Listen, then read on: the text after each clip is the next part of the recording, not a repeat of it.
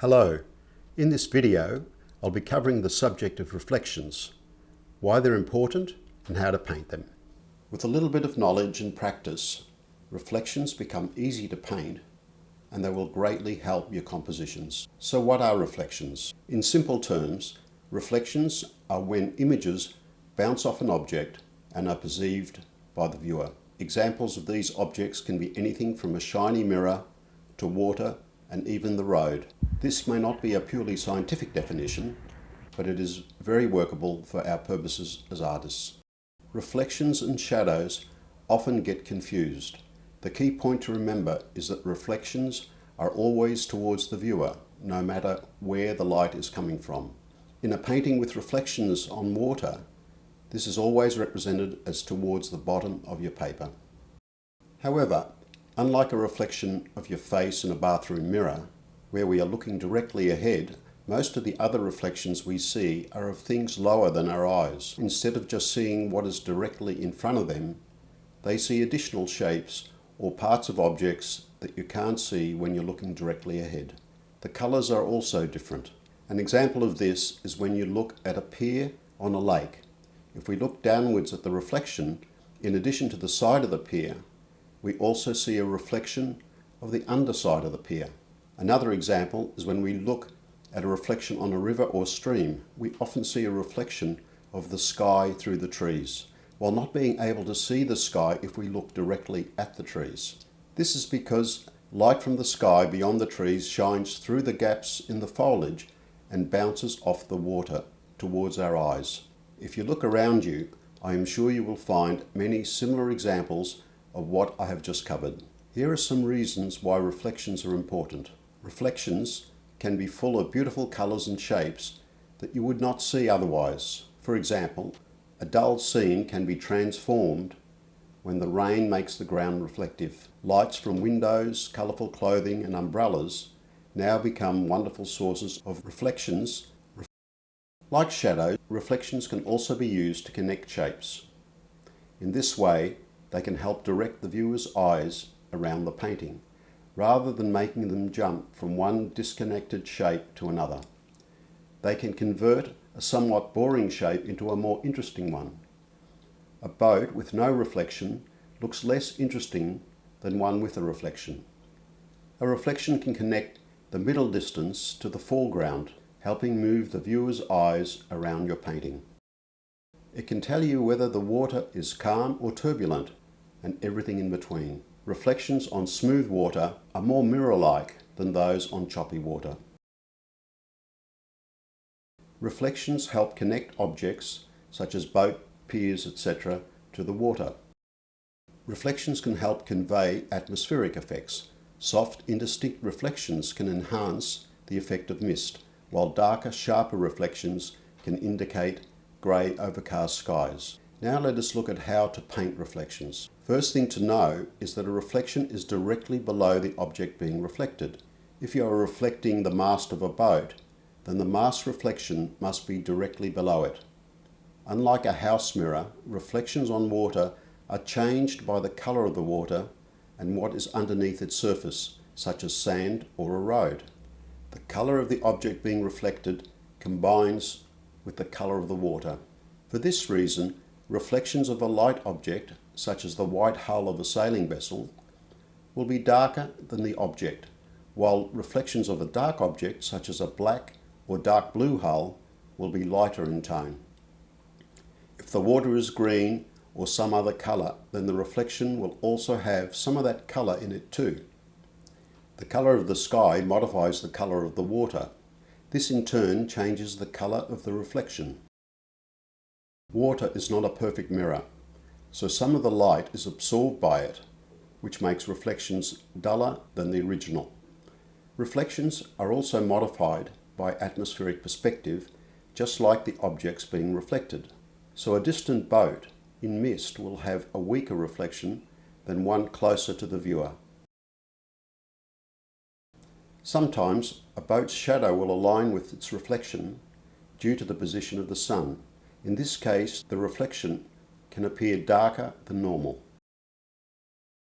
The height of a reflection on a smooth surface is equal to the height of the object being reflected.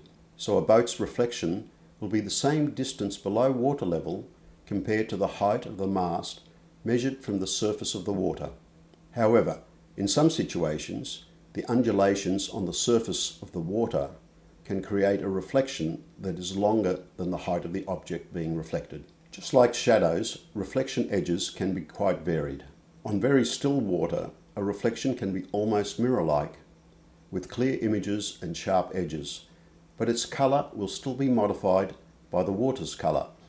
When the water has undulations on it, ripples will appear in the reflection.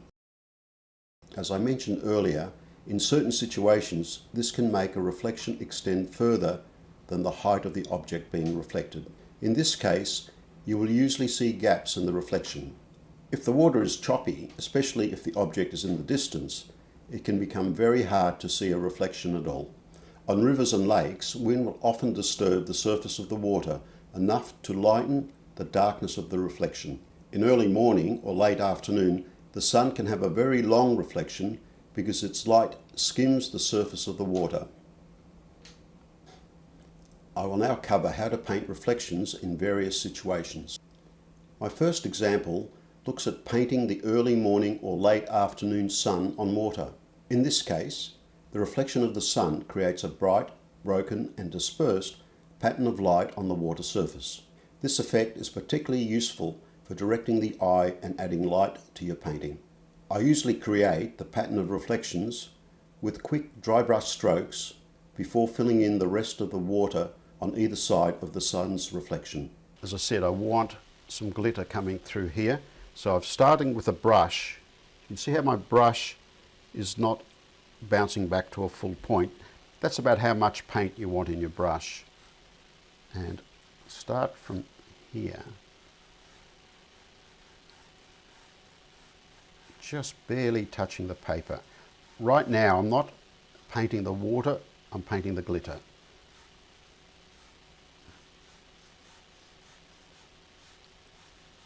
What I mean by that is my attention is more on creating an interesting glitter pattern, so the light on the water, rather than filling in all the water. There we go. We'll do that next.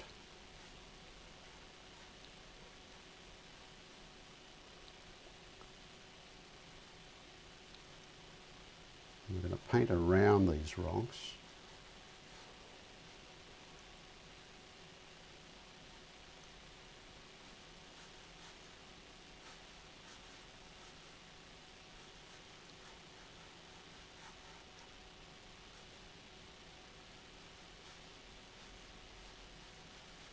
That's pretty good. Now I'll go in and fill in the rest of the colours. And make that a bit lighter in the distance, so I'll just add plenty of water to it. I might even lift some of that. There we go. Same here. I'm going to paint through the island. Now I'll go back in with thicker paint. And you have to do this quick enough that you don't get a hard edge or a dried edge on the outer edge of the glitter.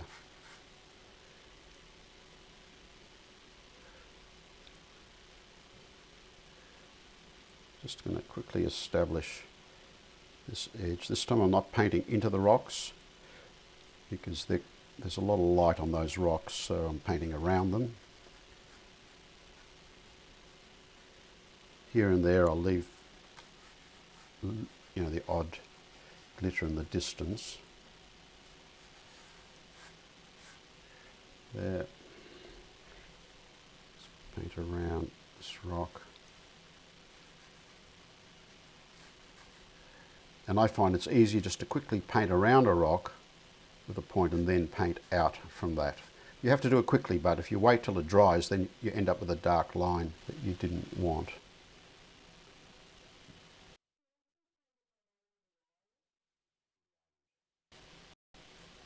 And then very quickly I'll pick up some of my dark paint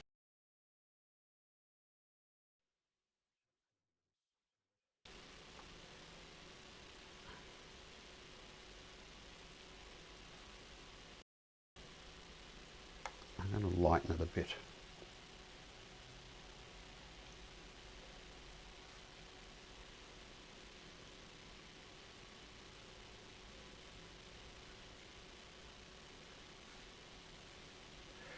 Remember, if there's a gap there, then we leave a bit of a gap.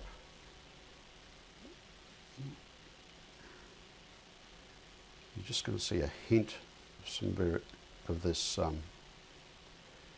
cloud, dark cloud there.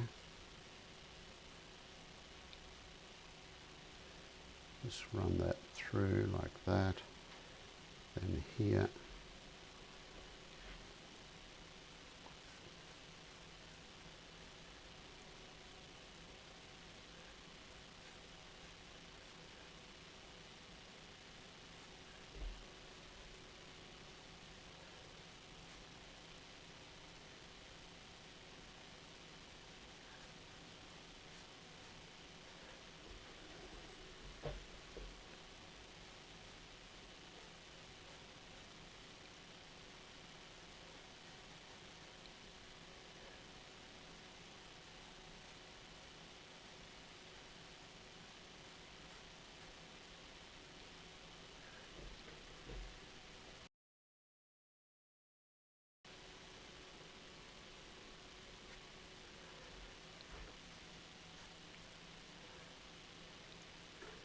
Now, the only thing that I haven't done there is some white. So what I might do is just lift hints of the white.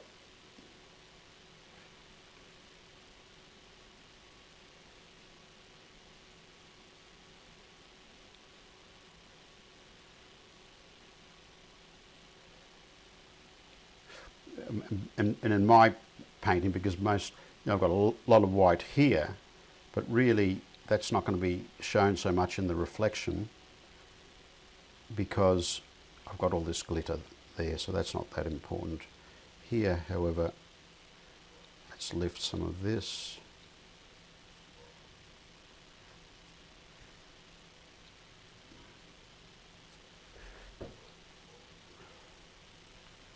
It's better.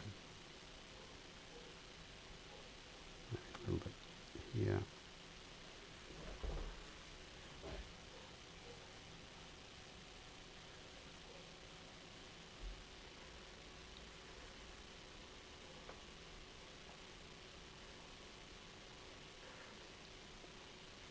And this is reflecting a lighter blue, so I'm going to lift some of that as well.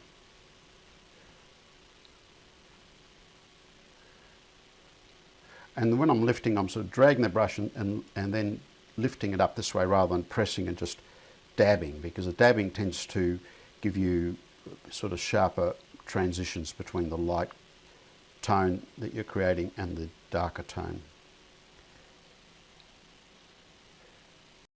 This area here is just a bit too dark for my liking. I'm gonna lift that.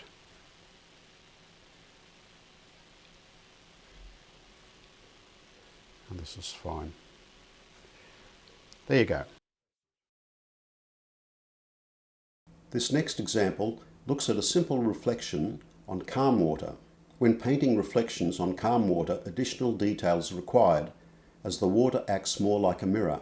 I still add ripples, however, as they make the reflection more interesting. The main thing to get right is the position of the reflection. It must be directly below the object being reflected. You must take note of objects that are at an angle from vertical. Examples of this are the edge of a boat hull, a leaning tree in water, or an angled bollard in the sea. If an object like a hull edge approaches the water at an angle from the right, then its reflection also leans back to the right from where it touches the hull. All right, so the main thing to make the boat float is you've got to connect the reflection and the boat. So and for a light object, its reflection normally will be a little bit darker, or sometimes a lot darker. It's a white boat, look how dark the reflection is. And even though it's in shadow, the reflection is even darker still. So what I'm going to do, and I'm going to add some ripples. This is very smooth water, very calm water, but I'm going to add some ripples just to make it a bit more interesting. So I'm going to just start by roughly indicating where that will be. And I'm using my size 12 brush so I can paint this relatively quickly. And then back here, this comes out there. Oops.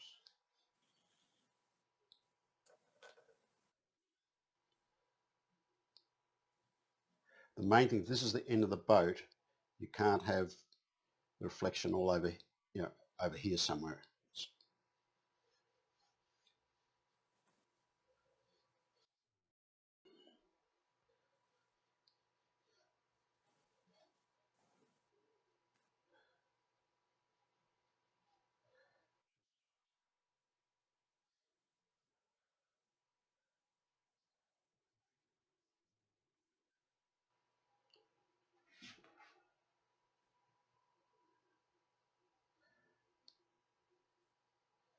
Now this area is going to be a bit lighter, so I'll just get a damp brush and lift some of this colour. In fact, I might have to come back over this later.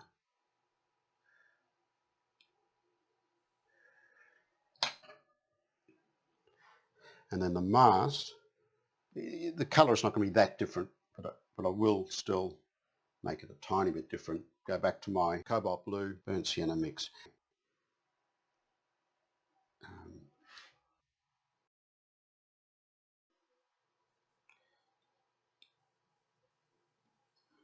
And then we've got the boom cover. It's going to be a bit darker here. So I'm just roughly following the shapes, right? Look at how quickly my brush is moving. Then this is lighter because here we're going to be reflecting this part of the cabin. So I'm going to get some water, maybe pick up a little bit of this cad orange mixture.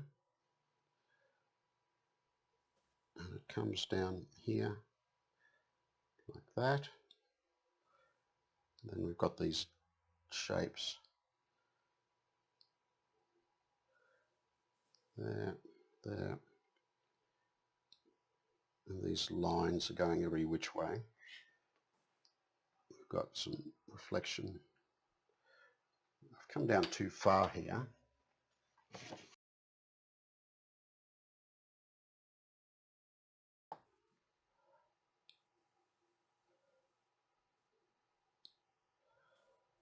There, that'll do.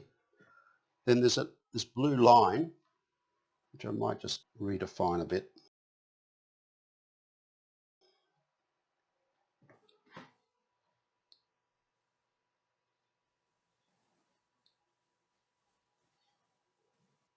Oops, wrong angle. There. Just a hint of that. There. There. We're not finished yet. And there's some lines that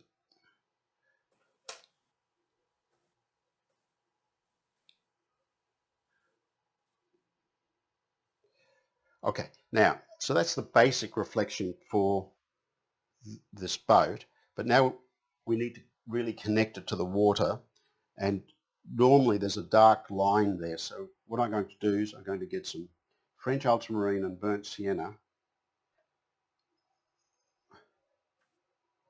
maybe lean it, I don't want it quite black, so I'm going to lean this just a tiny bit to the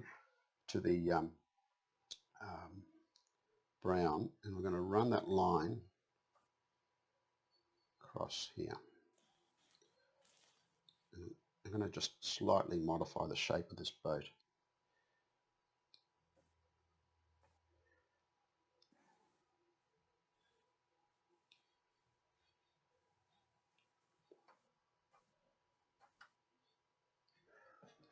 And see now that the boat sits there, which is great. And I'm just putting in the last of these little shapes. So there's a dark, so what you're seeing, this shape here is a reflection of the underneath of this canopy. And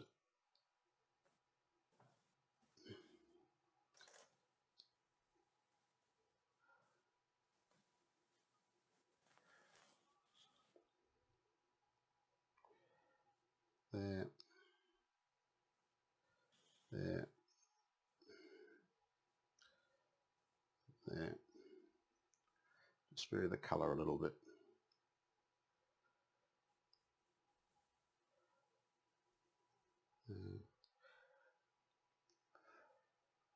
And there'd be a little reflection of the anchor there.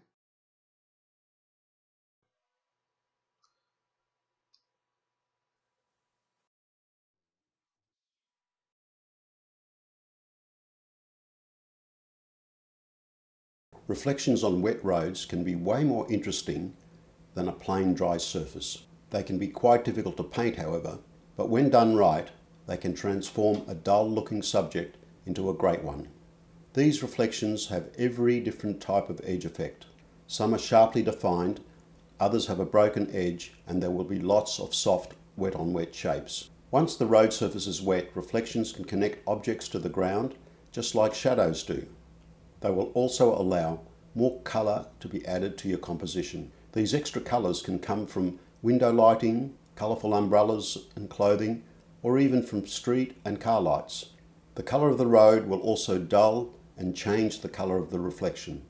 Before painting these reflections, I often dab some areas of the foreground with water, so that as I paint my reflection, when the paint hits the pre-wet area, it automatically produces a soft wet-on-wet shape.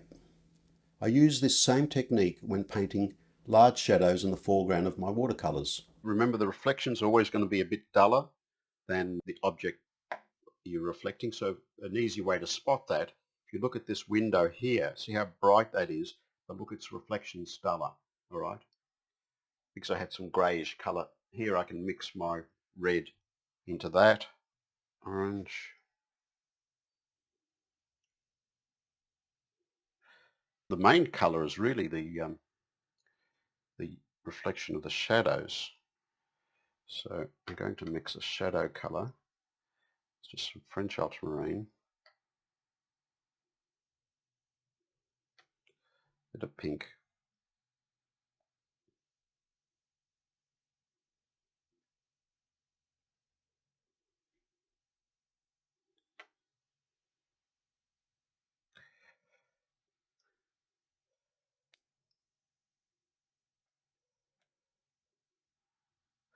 A little bit of burnt sienna just to grey it off a bit.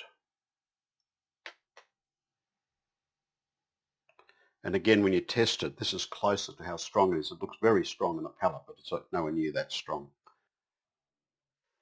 So reflections of the shadows, because these are quite dark, my reflections will actually be a little bit lighter.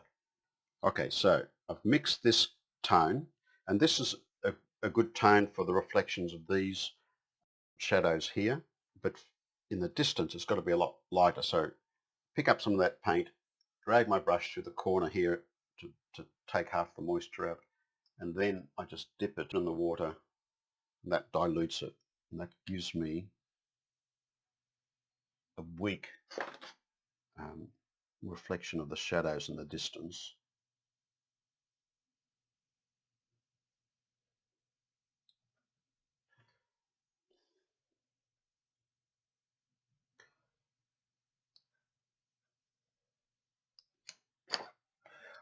And you can see how there's some diagonal lines running across here, and we want to try and incorporate some of that in our in the pattern. The other thing I'm going to do, just to make it a bit more interesting down here before I do anything else, I'm just going to splash a little bit of water. Dirty water is fine. So when the reflections hit it, hopefully will give us some interesting effects. All right, keep working.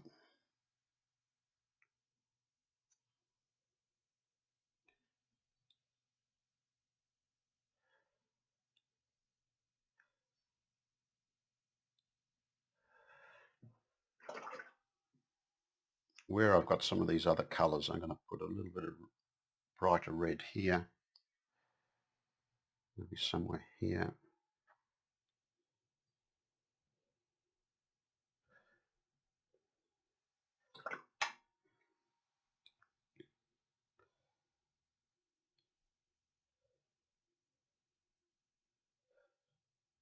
There, a bit of yellow here.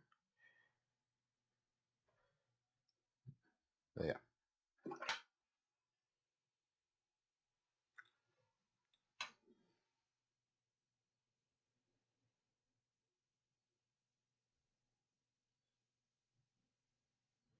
And remember, if you've got one tone here, you need similar tone on the other side of the figures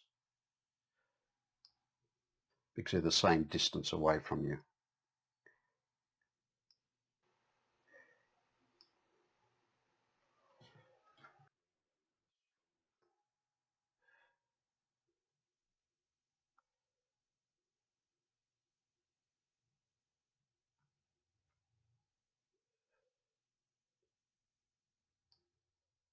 There, there.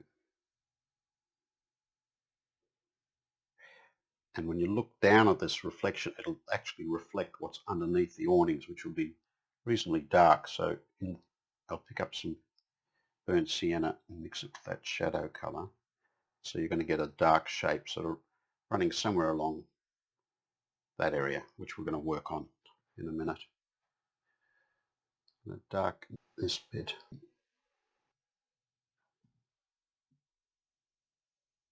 I quite often run a quick dry brush stroke along the bottom of the building just to give a better connection to the ground. And then where it actually hits the ground, I'll also add, a bit like we do with the boat, but just a darker line.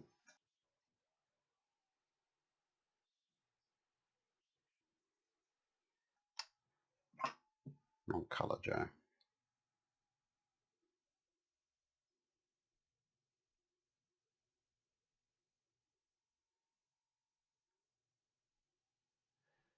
There we go. That's better.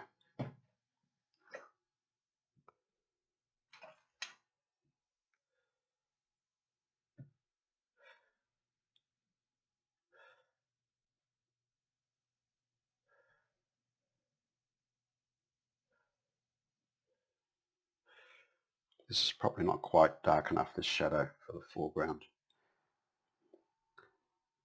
So I'm just adding a bit more paint to it.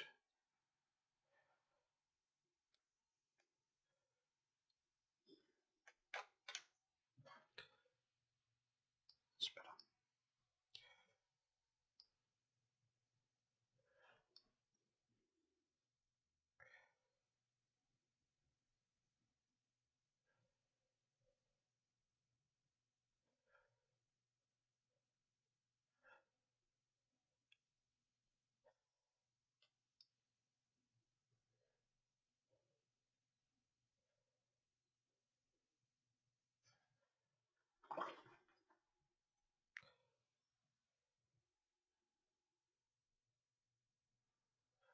And then we've got a reflection of this building here. Just further away, its reflection will be lighter, so let's put that in there. Bring that down.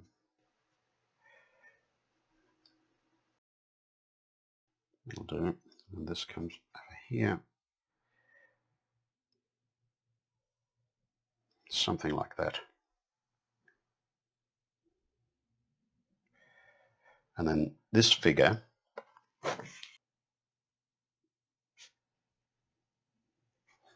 you generally want a sharper edge as the reflection comes up to the figure here. So I've just lifted some paint there just to get rid of some moisture from there.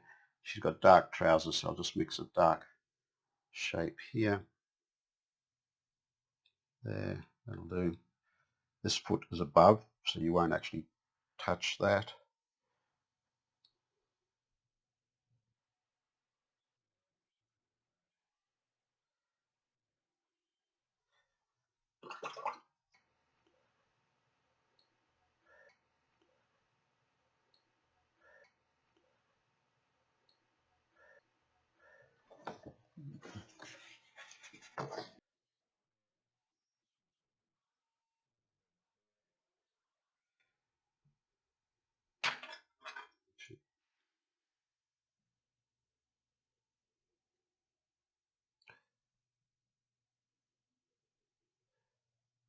And all your reflections are downwards. Just remember that.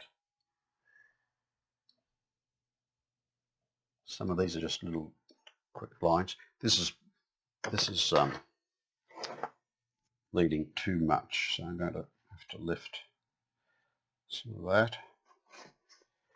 And I'll drop in some darker reflection.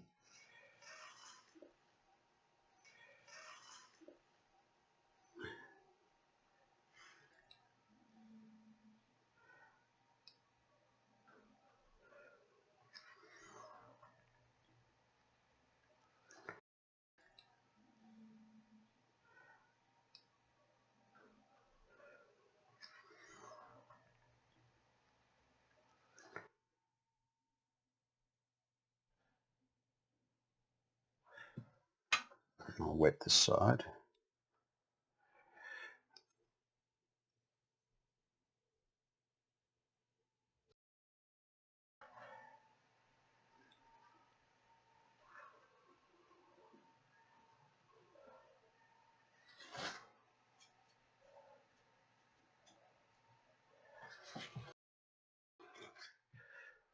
I'm just going to give this a slight spray.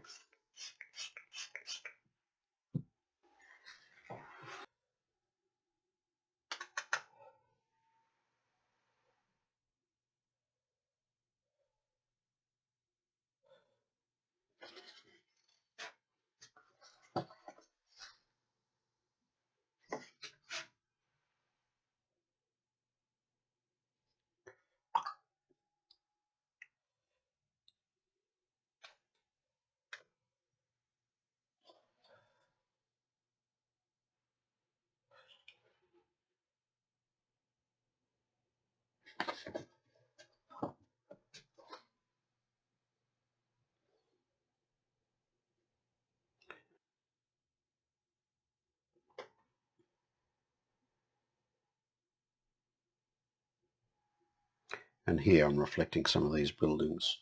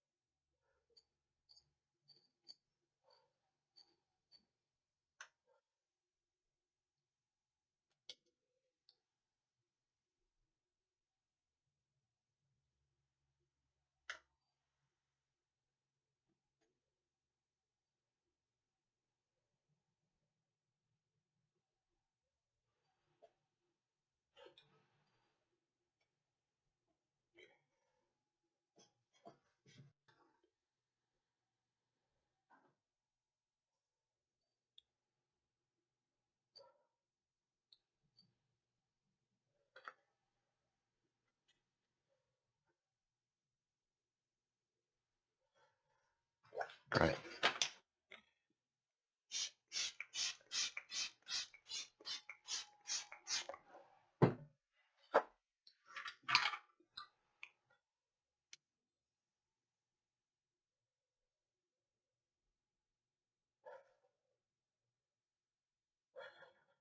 And if you look at this, the colours are all running into one another. That's what we're trying to emulate.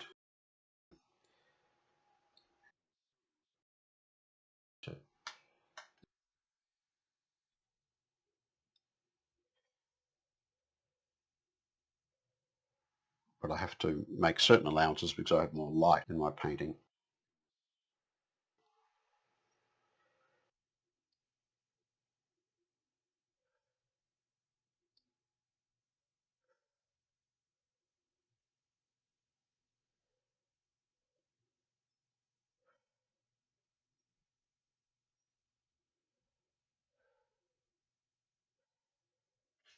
Great.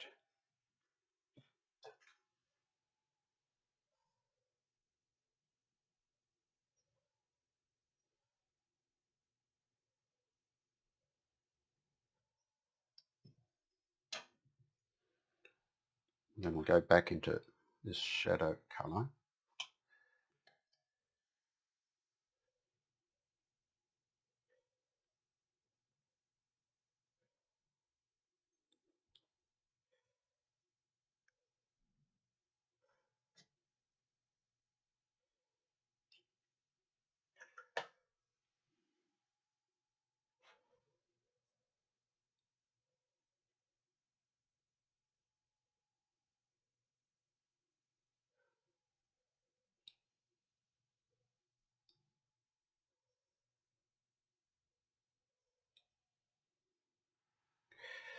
Now, before I do anything else, we've got the paving, so I'm just going to pick up a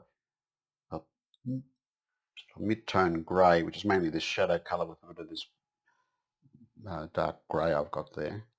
And the pavers are going to I'm not going to try and draw all of them. And I'm certainly not going to try and draw this herringbone pattern. That just isn't going to work. But with a few lines like this, and then something like that, and break them up because they're also not dead straight.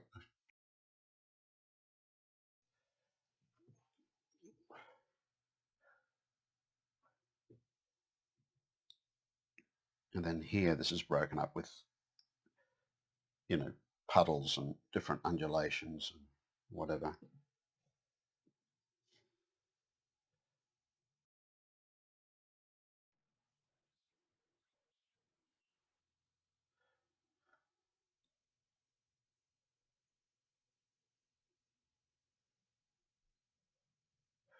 This shape here is too sharp edged, so I'll just go in, maybe get some yellow,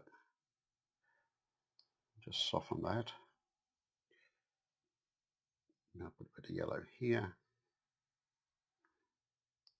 there.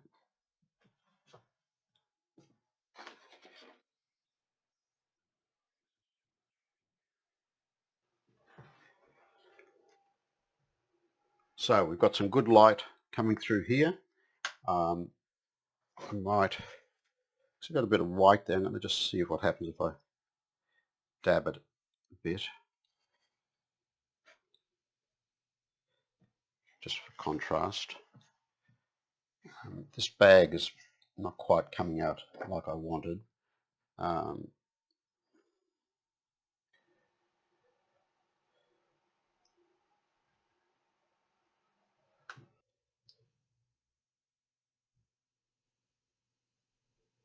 You know what? I'll give it a dark bag instead.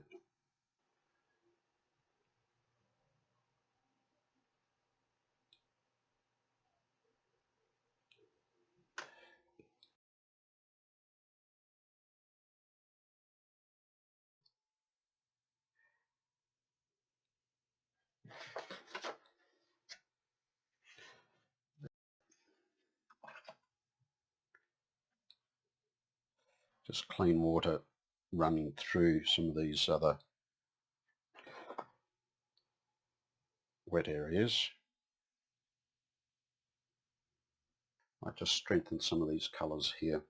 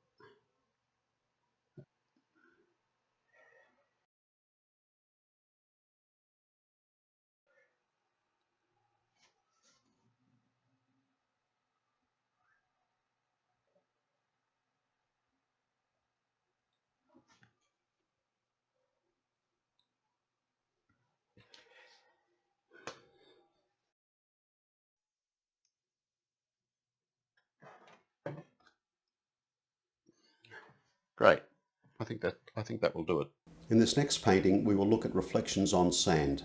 Reflections on sand are like reflections on roads and hard, wet surfaces, where the sand is the main modifier of the reflection colour. Also, as the water drains off the sand, the reflection drops off quite quickly as the wet sand becomes barely damp. Okay, and now before that dries, clean my brush, pick up some of this cobalt blue, but I'm going to bring it over here. I don't want it to be full strength. I'm more after this sort of strength here. But I want these colours to merge into one another. There.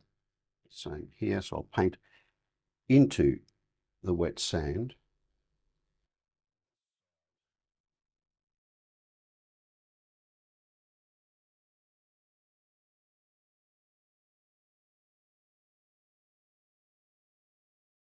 Now, so this edge of the paint here is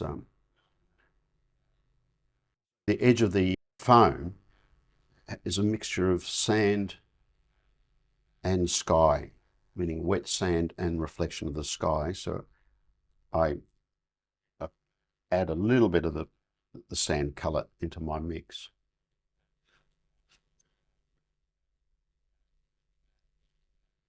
Same here, where I've got white paper, I'll add some colour to that.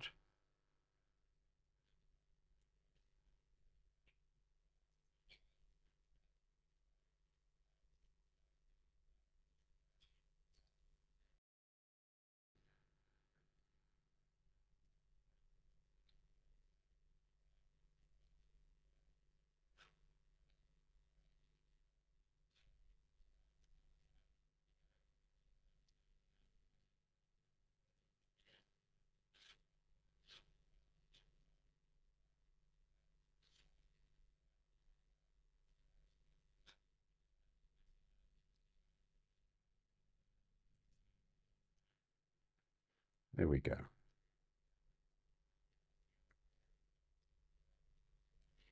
going to bring this down a little bit more just to make this look a bit more interesting.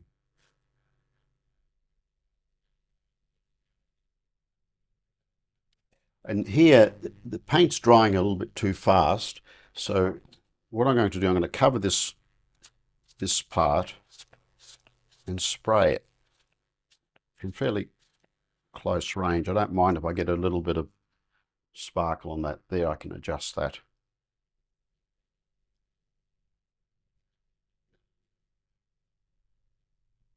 There we go. And then I'll just step back and look at here. You know, we haven't painted this. It probably would have made more sense to paint this first, but it doesn't matter. I know it's going to be deep dark grey, so I'm going to get some French ultramarine, a little bit of burnt sienna, and I might add just a tiny bit of turquoise, and a little bit of aureolin, and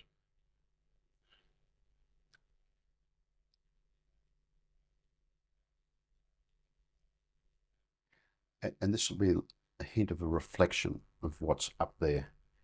And I'll just vary it a bit. And this is, I know this seems a bit weird. I'm painting a reflection before I paint the object, but obviously I have an idea of what colours I'm going to use up here.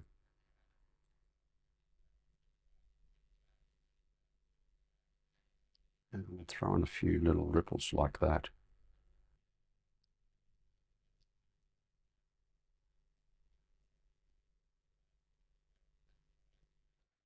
Because these are effects that are nice to do while things are wet on wet. At this edge, this is where I've got the water meeting the sand. Here and there I'm going to lift, maybe here. I'm just going to soften that. Main thing is to make sure you don't just have one sharp edge running all the way along. And I'll just soften that edge there too. This way, when I come and do the foam, I can get more realistic effects happening there. That's fine. It's fine. Figures will do their reflection as a separate exercise. And with reflections of dark objects will be lighter, and reflections of light objects will be darker. So what that means, for this person here, their reflection of their dark top will be lighter than the top colour. And that's all because the colours merge with the colour of the water and the sand.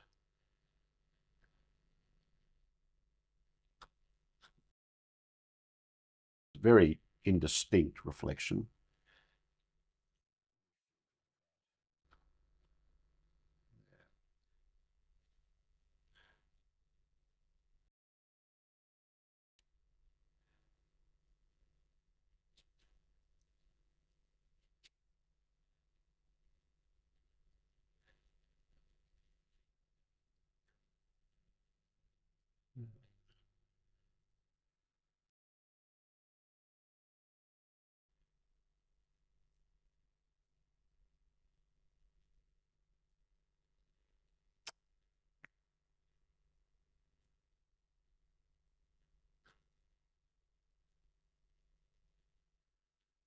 Will do. And then, because there's ripples on the water, some of these shapes get extended with little gaps.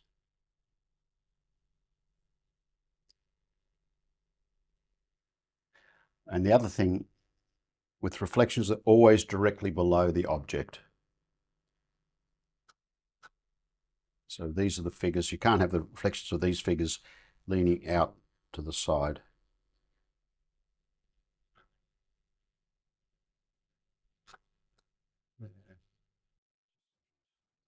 And normally the height of the reflection would be equivalent to the height of the figure, except when you get lots of ripples and undulations, and that can make it stretch out.